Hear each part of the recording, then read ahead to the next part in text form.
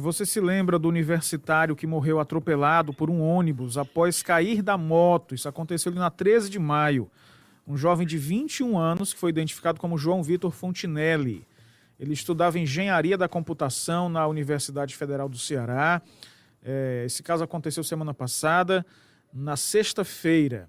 Ele estava na Marechal, numa rua paralela à 13 de maio, não lembro qual foi a rua. E foi entrar, o sinal estava fechado e tal.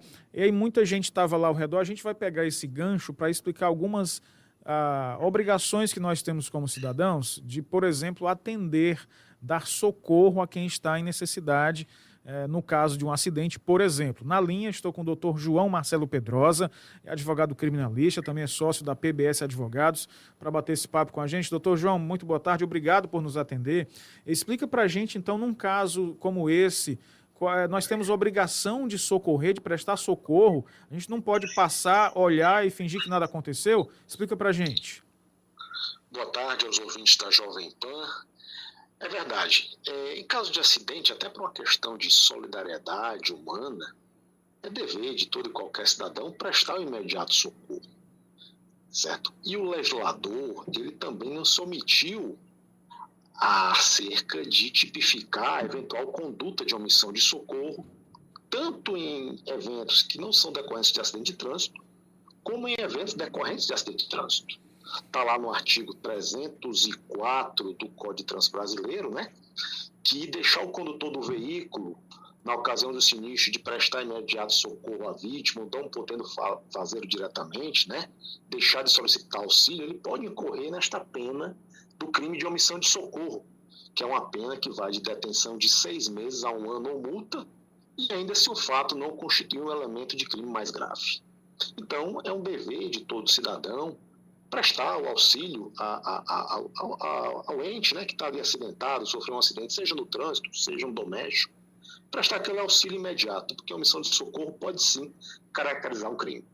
Doutor João, o senhor falou que não apenas em acidentes de trânsito, né? Em outras questões envolvendo a necessidade de alguém, não sei, estou pensando aqui em outras questões que você possa ter necessidade e precisar de socorro também vale, não é? Vale sim. A única diferença é que no delito de trânsito há uma tipificação específica, que é do Código de Trânsito Brasileiro, do artigo 304, que a pena é até uma pena mais grave, é uma pena de 6 meses a 1 ano. No caso de omissão de socorro que não seja decorrente em face de delito de trânsito, aí você vai para o artigo 135 do Código Penal, que a redação praticamente é a mesma. É deixar de prestar assistência a uma criança, a uma pessoa inválida ou ferida, só que a pena é bem menor, é de 1 a 6 meses ou multa. Agora, também tem as agravantes.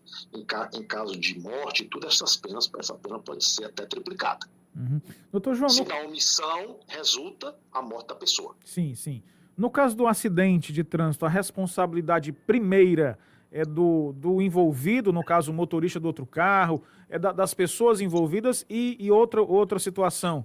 Se os envolvidos nos dois carros ou no carro na moto, enfim, os que estão lá não têm condições de prestar socorro, de pedir socorro, aí a responsabilidade é de outros que estejam vendo a situação. Esses dois cenários. Se aquele que causou o acidente, isso aqui estão falando em tese, causou o acidente, ele, por conta do acidente, ele também está impossibilitado de prestar, aquele terceiro que está próximo, né, e tem condições de prestar o imediato socorro, ele não pode se omitir, né? Verificar essa omissão seria uma omissão até dolosa e prevista no código. Um terceiro que ali passa, uma pessoa que está passando do lado, como eu falei, é um dever de solidariedade, de humanidade, de prestar o pronto socorro à pessoa que está ali ferida e precisa urgentemente de um socorro.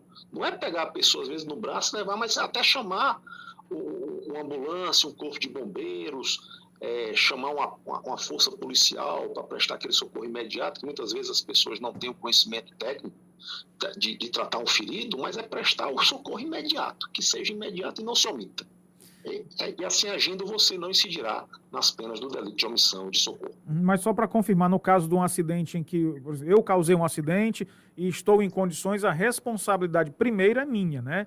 O causador Sim. Envolvido, né? Em acidente de trânsito, até porque o próprio código diz, né, deixar o condutor no veículo, né, na ocasião do sinistro, e prestar socorro à vítima, porque E se o evento ocorreu em decorrência do evento de trânsito, ele tem aquela responsabilidade imediata, aquele dever mais próximo e imediato de prestar o socorro. Isso é dele. E mais, o código até pune também o condutor que foge à responsabilidade. Está lá no artigo 305. Se ele evade do local, né? Foge do local, ele pode também correr no artigo 305, que a pena é de 6 meses a 1 ano, que seria a evasão do local do fato, né? Exato. Fugir do local. Isso, nós estamos conversando com o Dr. João Marcelo Pedrosa, advogado criminalista, conversando conosco sobre a omissão de socorro, né, em casos de acidentes ou outros casos em que pessoas necessitem de ajuda. Agora, doutor, me ocorreu uma coisa aqui. O senhor falou da pessoa que se evade, que deixa o local. Quando acontece, normalmente há um clamor, né, as pessoas ficam ali ao redor, e quando o sujeito quer fugir, normalmente as pessoas impedem, né, ou alguém já chamou a polícia e tal. Mas eu acho que isso hoje não acontece mais, porque todo mundo tem celular.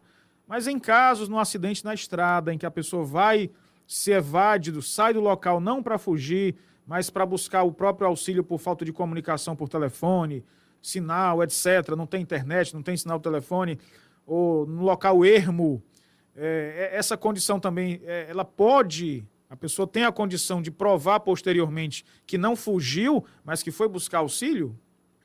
Tem sim, existe meio de provar isso. Se naquele local não tem internet, mas ela teve que ir um pouco mais adiante para ter um sinal de internet para fazer a ligação, ou buscar ali um auxílio mais a 1 quilômetro de distância, a um local mais próximo, ela provando depois, olha, eu estive nesse local, tem essa testemunha que eu procurei o socorro, pedi o socorro para aquele fato anterior, isso aí afasta o dolo da fuga do local.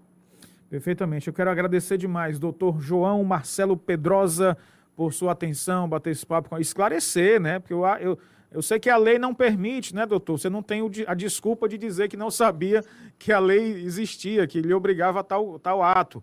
Mas é importante sempre lembrar e enfatizar as pessoas, muito mais do que a lei, acho que é um caso de fraternidade mesmo, de humanidade, né? Muito obrigado.